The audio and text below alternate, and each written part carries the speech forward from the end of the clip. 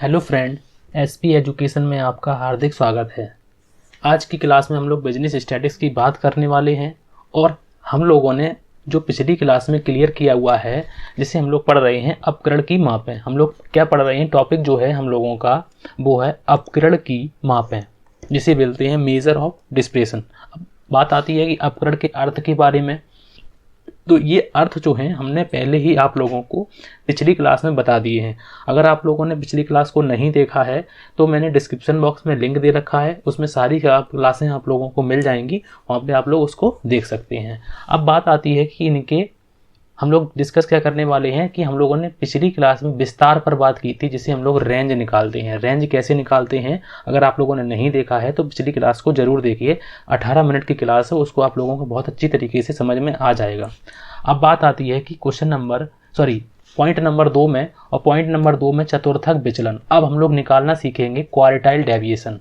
अब quartile deviation जो होता है वो दो प्रकार से होता है। IQR भी हम लोग निकालते हैं इसमें, IQR inter quartile range, inter quartile range भी जिसे बोलते हैं हम लोग। और चतुर्थक विचलन में जैसे मान लो कि हम लोग इसको चतुर्थक विचलन को भी करेंगे। तो पहले हम लोग करने वाले हैं, आज का टॉपिक जो है वो हम लोगों का रहने वाला क्या है, तो हम लोगों का टॉपिक जो है वो रहने वाला है अंतर चतुर्थक विस्तार, जिसे बोलते हैं इंटर क्वार्टाइल रेंज। जैसे हम लोगों ने पिछली क्लास में रेंज पर बात की थी, तो हम लोगों ने तो कैसे बात की थी, उसमें फॉर्मूला क्या होता है, तो उसमें हम लोग कौन कौन सी चीज़ें को निकालते हैं। तो हम लोगों ने पिछली क्लास में सीखा था कि L-S रेंज कैसे निकालते हैं।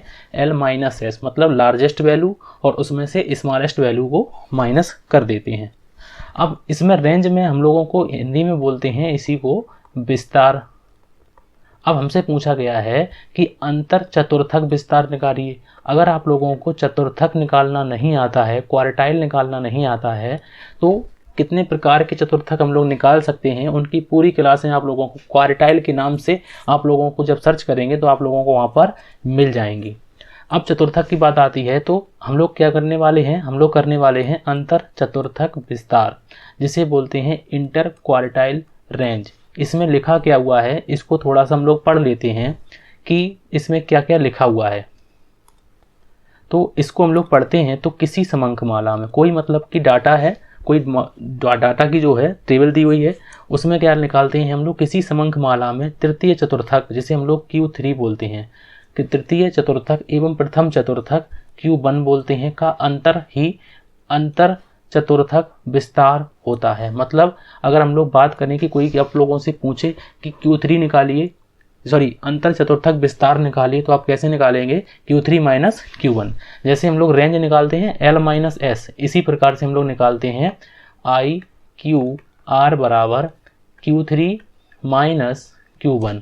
अब आप कहेंगे कि Q3 कैसे निकालेंगे, तो आप लोगों को पिछली क्लास को देखना होगा, ठीक है, क्योंकि क्वार्टाइल निकालना हम लोगों ने वहाँ पे अच्छी तरीके से सीखा है।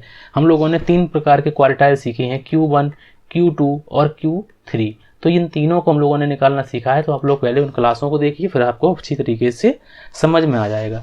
यह प्रथम रीति से मिलती जुलती रीति है। मतलब कि जो प्रथम रीति में हम लोगों ने विस्तार की बात की थी, तो उससे थोड़ी सी मिलती जुलती है, ठीक है।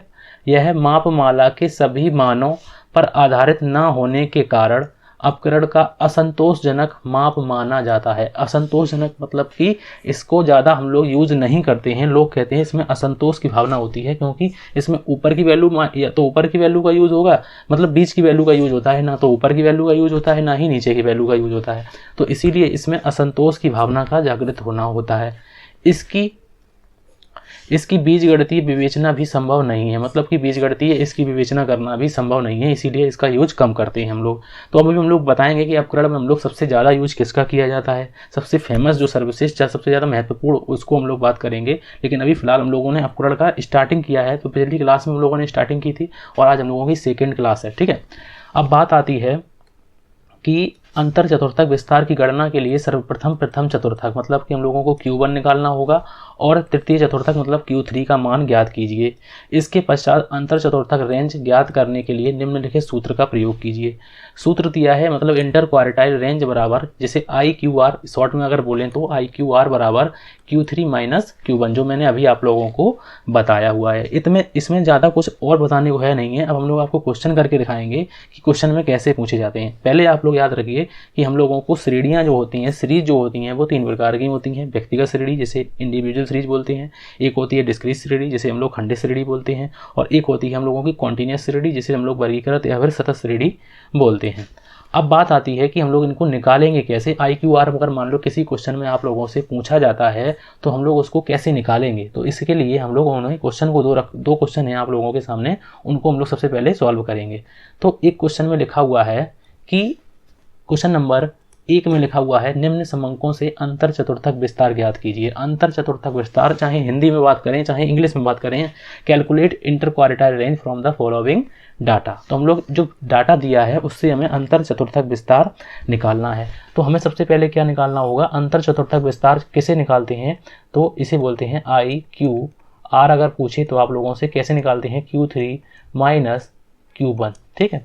तो Q3 सबसे पहले हम लोग क्या निकालेंगे, तो Q1 को निकालेंगे, और हमें क्या चाहिए, तो और हमें चाहिए Q3 चाहिए।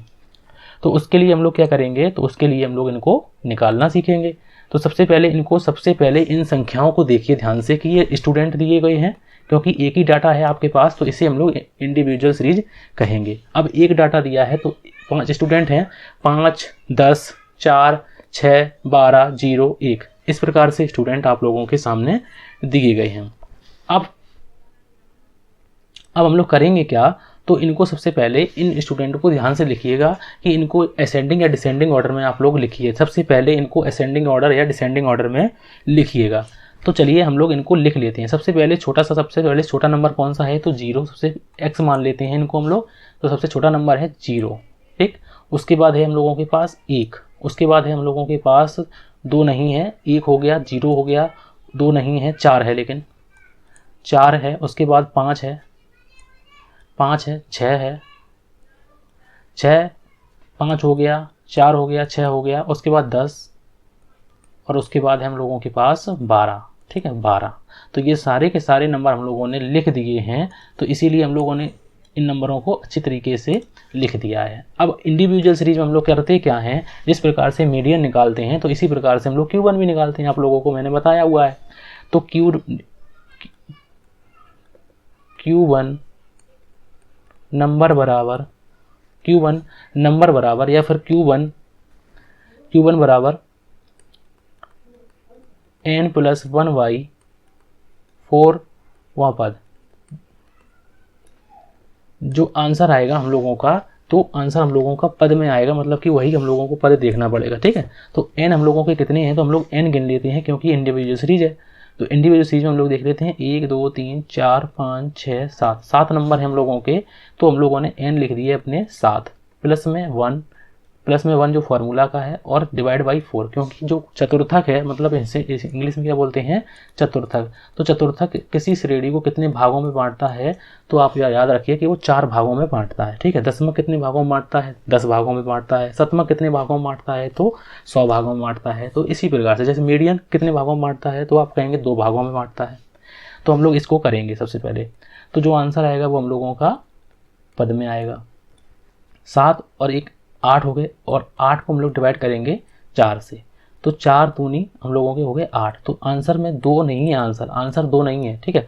तो आंसर हम लोगों का कितना होगा, दूसरा पद बोला है, ये बोला है कि Q1 जो है वो दूसरा पद है। तो दूसरा पद कौन सा है, 1 और 1 2, तो मतलब कि ये दूसरा पद है। तो आंसर कितना हो गया, तो Q1 बराबर कितना हो गया, 1, ठीक।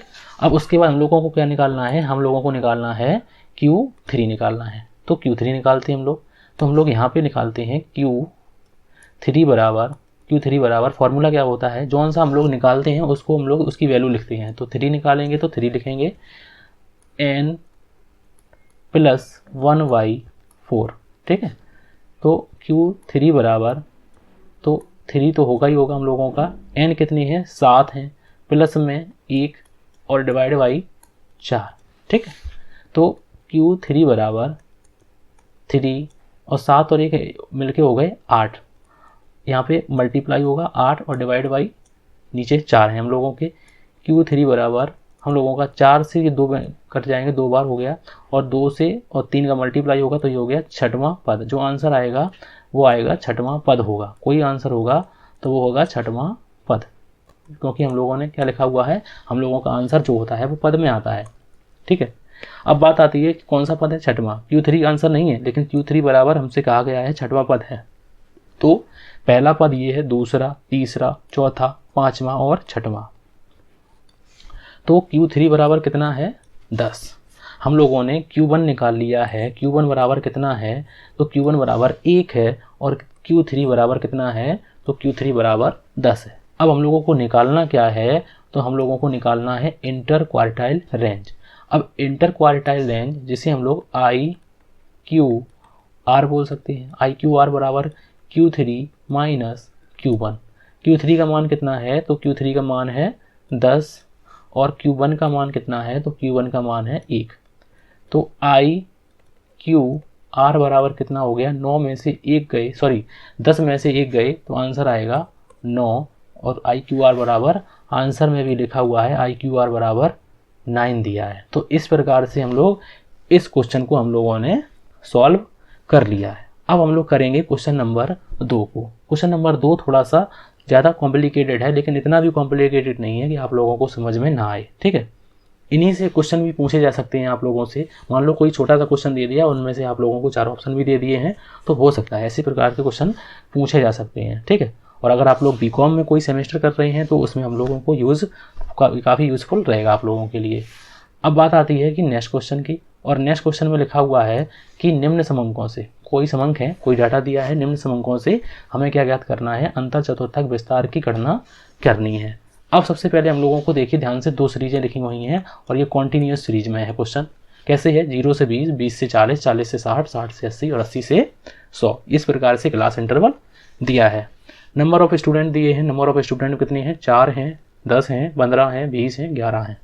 तो हम लोगों की नंबर ऑफ स्टूडेंट अगर हम लोग इनका टोटल करेंगे तो हम लोगों के नंबर ऑफ स्टूडेंट n बराबर आ जाएंगे, टोटल नंबर ऑफ स्टूडेंट आ जाएंगे हम लोगों के। लेकिन हम लोगों को करना क्या है, हम लोगों को निकालना है अंतर चतुर्थक विस्तार, मतलब IQR निकालना है। तो IQR कैसे निकालेंगे, हम लोगों को तो चाहिए Q3 और क्या चाहिए, Q1 चाहिए, तब हम लोग माइनस करेंगे आपस में। तो हम सबसे पहले निकालते हैं इनको, सबसे पहले सीरीज को सही क्रम में लिख लेते हैं, और सही क्रम भी लिखा हुआ है। इनको सबसे पहले हम लोग अच्छी क्रम से लगा लेते हैं। ठीक है। तो सबसे पहले हम लोग क्या करेंगे कि क्लास इंटरवल लिख लेंगे, क्लास इंटरवल। तो क्लास इंटरवल हम लोग यहाँ पे लिख लेते हैं, क्लास इंटरवल। क्लास इंटरवल कितना दिया है, तो दिया है 0 से 20, फिर दिया है 20 से 40, 40 से 60, 60 से 80 और 80 से 100। इस प्रकार से हम लोगों को ये जो है क्लास इंटरवल दिया गया है। अब हम लोग क्या करते हैं कि अब हम लोग इन्हीं के साइड में हम लोग f भी लिख लेते हैं, जो f हम लोगों को दी गई हैं। चलिए, तो हम लोग f भी लिख लेते हैं। तो f जो है वो कितनी है, तो इसकी हैं 4। ठीक है। 10, 15, 20 और 11। अगर हम लोग f का टोटल करें तो नंबर ऑफ स्टूडेंट हम लोगों के टोटल नंबर ऑफ स्टूडेंट आ जाएंगे। लेकिन हम लोगों को Q3, Q1 या फिर Q2 या फिर मीडियन कोई भी चीज़ हो तो हम लोगों को क्या करना पड़ता है, हम लोगों को f से CF बनानी पड़ती है, क्यूमुलेटिव फ्रीक्वेंसी बनानी पड़ती है, संचयी बारंबारता जिसे बोलते हैं हम लोग। तो सबसे पहले हम लोग क्या बनाएंगे, संचयी बारंबारता बनाएंगे। तो हम लोग क्या बनाएंगे, हम लोग बनाएंगे CF बनाएंगे। तो CF कैसे बनाएंगे, चलिए हम लोग उसको भी देख लेते हैं। CF बनाना हम लोगों ने आप लोगों को सिखाया हुआ है कि किस प्रकार से हम लोग CF को बनाते हैं। सबसे पहले जो नंबर ऊपर होता है उसी को हम लोग लिख देते हैं, जैसा है नंबर उसी को लिख दिया 4। उसके बाद 4 में हम लोगों ने जो नंबर दिया गया है उसको जोड़ेंगे। 4 और 10 बराबर कितने हो गए, तो ये हो गए हम लोगों के 14। 14 और 15 को जोड़ेंगे हम लोग तो हो जाएंगे हम लोगों के 29 हो जाएंगे। 29 और 20 को जोड़ेंगे तो हम लोगों के 49 हो जाएंगे। कितने हो जाएंगे? 49 हो जाएंगे। और 49 और 11 को जोड़ेंगे तो हम लोगों के कितने हो जाएंगे? 60 हो जाएंगे। ठीक है, तो इस प्रकार से हम लोगों ने क्यूमुलेटिव फ्रीक्वेंसी जिसे CF बोलते हैं हम लोगों ने बना ली है। तो n बराबर हम लोगों के कितने हो गए? वो हम लोगों के 60 हो गए। अब हम लोग क्या करेंगे? अब हम लोग निकालेंगे Q1 नंबर बराबर हम लोगों को क्या होता है? ये कॉन्टीन्यूस श्रेणी है। अगर हम लोगों को इंडिविजुअल सीरीज में हम लोगों को n+1/4 होता है, लेकिन यहाँ पे जो है यहाँ पे रहेगा n+1 होता है, उसको हम लोग नहीं लिखते हैं। जो आंसर आएगा वो पद में आएगा, n/4 आंसर होगा हम लोगों का। जो आंसर आएगा वो आंसर नहीं होगा, लेकिन वो पद बता देगा कि इस पद में आप लोगों का आंसर आएगा। ठीक है, अब हम लोग क्या करेंगे कि Q1 बराबर हम लोग वैल्यू को पुट करेंगे। तो Q1 नंबर बराबर n कितने हैं? तो n है आप लोगों के 60 हैं, तो हम लोगों ने 60 लिख दिए। डिवाइड करेंगे 4 से, तो 4 से अगर हम लोग इसको नंबर को इसको डिवाइड करते हैं तो 15 जो होगा वो कट करेगा और 15वां पद आंसर में आएगा। 15वां पद, अब 15वां पद जो आंसर में आ गया है, अब उसके बाद हम लोग क्या करेंगे कि ये आंसर नहीं बताता, ये आप लोगों को ये बताएगा कि 15वां पद देख लीजिए। तो CF में देखिए आप लोग कि 15वां पद कहाँ आएगा। तो 15वां पद आप कहेंगे कि 4 14, 14 में आएगा, 15 नहीं आएगा, लेकिन जो 14 के बाद जो नंबर होंगे उनमें आएगा। तो आप लोग 29 में आएगा, आप लोगों का नंबर जो है वो 29 में आएगा। तो उसको हम लोग कर लेते हैं सेलेक्ट। तो इस नंबर को हम लोगों ने कर लिया है सेलेक्ट। इस प्रकार से आप लोगों को सेलेक्ट कर लेना है। अब उसके बाद जो है जो सेलेक्ट कीजिए आप लोग, उसके जस्ट ऊपर की जो नंबर होता है, उसके जस्ट ऊपर का नंबर होता है वो हम लोगों का C होता है। सामने का नंबर जो होता है वो F तो है ही, और जो L1 है वो हम लोगों का L1 होता है, मतलब कि L1 और L2। अब हम लोग क्या करेंगे? अब हम लोग करेंगे कि एग्जैक्ट वैल्यू हम लोगों को पता करनी है। अब अभी तो फिलहाल क्या है कि 15वां पद में हम लोगों ने देखा 15वां पद ये है। अब 15वां पद के सामने देखिए तो 40 से 60 के बीच में कोई आंसर हो सकता है। Q1 का आंसर जो है वो 40 से 60 के बीच में होगा, लेकिन हमें एग्जैक्ट आंसर पता करना है। तो एग्जैक्ट आंसर पता करने के लिए हम लोग क्या करेंगे? तो एक फार्मूला लगाएंगे, जैसे हम लोगों ने मीडियन में लगाते थे। तो Q1 बराबर L1 plus Q1 minus C बटे में F इंटू I। अब आप लोग कहेंगे कि ये क्या है? अब इसको हम लोग पिछली क्लास में आप लोगों को सब चीज़ें हम लोग बता चुके हैं, बस आप लोगों को क्लास को अच्छी तरीके से देखना होगा। अब बात आती है कि हम लोग Q1 तो निकालेंगे, ठीक है Q1। अब वैल्यू कैसे लिखेंगे? तो वैल्यूओं को लिख लेंगे, क्योंकि हम लोगों ने वैल्यू तो पहले ही से लिख दी है। L1 कितना है? तो L1 अभी हम लोगों ने लिखा है 40, तो L1 बराबर 40 लिख दिया। प्लस का साइन है तो प्लस का साइन लगा दिया। Q1 जो अभी निकाला है हम लोगों ने, स्मॉल Q1 कितना है? तो वो है 15, तो 15 लिख देंगे। C कितना है? तो C अभी आप लोगों ने लिखा है 14, तो 14 को लिख दिया। बटे में हम लोग नीचे लिखेंगे F बराबर 15, तो 15 है। और I जो मतलब इन दोनों के बीच में डिफरेंस होता है, इसको I बोलते हैं। तो 40 और 60 के बीच में कितने का डिफरेंस है? तो वो डिफरेंस है 20 का, तो 20 लिख दिया हम लोगों ने। अब हम लोग इसको सॉल्व करेंगे। तो Q1 बराबर 40 प्लस में 15 में से अगर हम लोग 14 को माइनस करेंगे तो 1 आएगा, और डिवाइड करेंगे 15 से, और इसमें आएगा 20। अब Q1 बराबर 40 प्लस में जो 20 का मल्टीप्लाई होगा 1 से, तो ये हो जाएंगे हम लोगों के 20। कितने हो जाएंगे? तो ये हो जाएंगे हम लोगों के 20 बटे में 15। अब हम लोग क्या करेंगे कि 40 प्लस में 20 में हम लोग भाग देंगे 15 का, ठीक है। तो हम लोग 20 में भाग देते हैं 15 का, तो कैलकुलेटर से आप लोग कैलकुलेट कर सकते हैं कितने में भाग देना है हम लोगों को। 20 में भाग देना है 15 का, और भाग देंगे तो 1.33 आएगा। कितना आएगा? तो वो आएगा, इसको हम लोग जब इससे डिवाइड करेंगे तो आंसर आएगा 1.33। तो Q1 बराबर हम लोगों का आंसर हो जाएगा Q1 बराबर 41.33। तो इस प्रकार से हम लोगों ने Q1 का आंसर निकाल लिया है। अब उसके बाद हम लोग क्या करेंगे? तो अब उसके बाद हम लोग इसी प्रकार से करेंगे Q3 का काम। तो Q3 में हम लोग क्या फॉर्मूला लगाएंगे तो उसको देखते हैं। अब हम लोग इसी प्रकार से, जिस प्रकार से हम लोगों ने Q1 निकाला है, उसी प्रकार से हम लोग Q3 को निकालते हैं। तो Q3 सबसे पहले हम लोग स्मॉल Q3 निकालेंगे। Q3 नंबर बराबर Q3 नंबर बराबर 3n डिवाइड बाई 4। अब आप कहेंगे 3 क्यों रखा, क्योंकि 3 निकाल रहे हैं, 1 लगाने तो 1 रखेंगे, लेकिन 1 से कोई चेंज नहीं होगा, इसीलिए हम लोगों ने 1 को वहाँ पर नहीं लिखा है। जो आंसर आएगा वो हम लोगों का पद में आएगा, ठीक है। अब Q3 नंबर बराबर 3 फॉर्मूले के हैं और n कितने हैं, तो n है आपके 60 और डिवाइड करेंगे 4 से। तो अगर हम लोग 4 से इसको डिवाइड करते हैं तो ये 15 बार कट होगा और 15 का मल्टीप्लाई 3 से होगा तो ये होंगे 45, 15 तिया 45वां पद। अब हम लोग देखेंगे जिस प्रकार से हम लोगों ने अभी देखा था 15 को, और इसी प्रकार से 45 को देखेंगे। तो 45 CF में देखिए कहाँ पर आएंगे, तो 29 के बाद जो 49 तक है, तो 49 मतलब कि 49 में आप लोगों को 45 देखने को मिल जाएंगे। तो अब हम लोग क्या करेंगे कि अब हम लोग इस नंबर को कर लेंगे सेलेक्ट। एक सेकेंड, हम लोग कर लेंगे सेलेक्ट।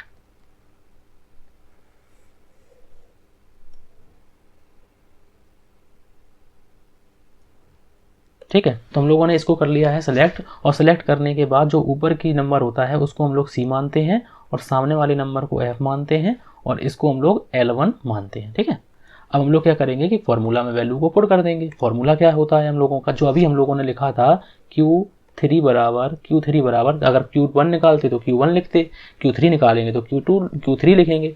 तो इसमें क्या होगा L1 plus Q3 minus C बटे में F इंटू I। ठीक है, अब उसके बाद हम लोग वैल्यू को पुट कर देंगे। Q3 बराबर L1 कितना है, तो L1 है अपना 60 है, L1 बराबर 60 क्योंकि यहाँ पर लिखा हुआ है 60। अब प्लस में लिखा हुआ है Q3 जो स्मॉल Q3 है वो 45 है, तो 45 लिखेंगे। माइनस C, तो माइनस C जो है C हम लोगों ने 29 रखा है तो 29 लेंगे और डिवाइड करेंगे। F जो है वो 20 है और मल्टीप्लाई भी 20 से करेंगे। अब क्या करेंगे हम लोग कि अब हम लोग इनको वैल्यूओं को सॉल्व करेंगे। तो Q3 बराबर क्या लिखेंगे 60 प्लस में 45 में से हम लोग 29 को माइनस करेंगे। तो 45 में से अगर हम लोग 29 को माइनस करते हैं तो हम लोगों के नंबर आएंगे 16। 45 में से अगर हम लोग 29 को माइनस करें तो हम लोगों के आंसर आएंगे 16 और बटे में 20 और मल्टीप्लाई भी 20 का। ये 20 से ये 20 कैंसिल हो गए, तो हम लोगों का आंसर कितना हो गया 16 प्लस में 60। तो Q3 का आंसर अगर हम लोग लिखना चाहें तो Q3 का आंसर बराबर 60 और 16 कितने हो गए 76 हो गए हम लोगों के। Q3 का आंसर कितना हो गया 76 और Q1 का आंसर कितना है 41.33। अब हम लोग क्या करेंगे, अब हम लोगों को निकालना क्या है, हम लोगों को निकालना है IQR, और IQR का क्या फॉर्मूला होता है Q3 माइनस Q1।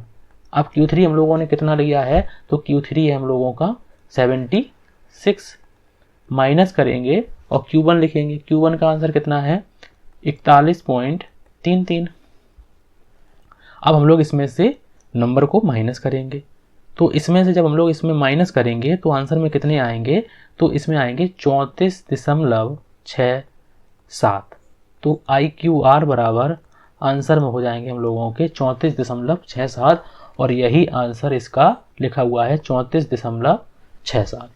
तो हम लोगों ने आज की क्लास में हम लोगों ने क्या क्या सीखा है, तो हम लोगों ने अंतर चतुर्थक विस्तार के फॉर्मूले की बात की है और अंतर चतुर्थक विस्तार के क्वेश्चन कैसे पूछे जा सकते हैं इस पर भी हम लोगों ने बात कर ली है। अगर आप लोगों को और डिटेल में करनी है तो आप लोग कमेंट कीजिए, हम और डिटेल में आप लोगों को कराएंगे, क्वेश्चन भी प्रोवाइड करवाएंगे। बस आप लोगों को टेलीग्राम चैनल पर लिंक में उसमें टेलीग्राम चैनल मिलेगी, आप लोगों को वहाँ पर जुड़ जाना है। जिससे आप लोगों को अगर कोई क्वेश्चन आप लोग पूछते हैं, मान लो कोई क्वेश्चन आप लोगों को लगता है कि हमें क्वेश्चन और दीजिए प्रैक्टिस के लिए, तो हम आपको वहाँ पर क्वेश्चन को प्रोवाइड कराएंगे। लेकिन आप लोगों को कमेंट तो करनी पड़ेंगे, तभी हम आपको समझ पाएंगे कि आप लोगों को क्या क्या सुविधाएं और चाहिए। ठीक है, तो अगर आप लोगों को क्लास अच्छी लगी है तो प्लीज़ मेरे चैनल को सब्सक्राइब जरूर करें और वीडियो को लाइक जरूर करें। Thank you for watching.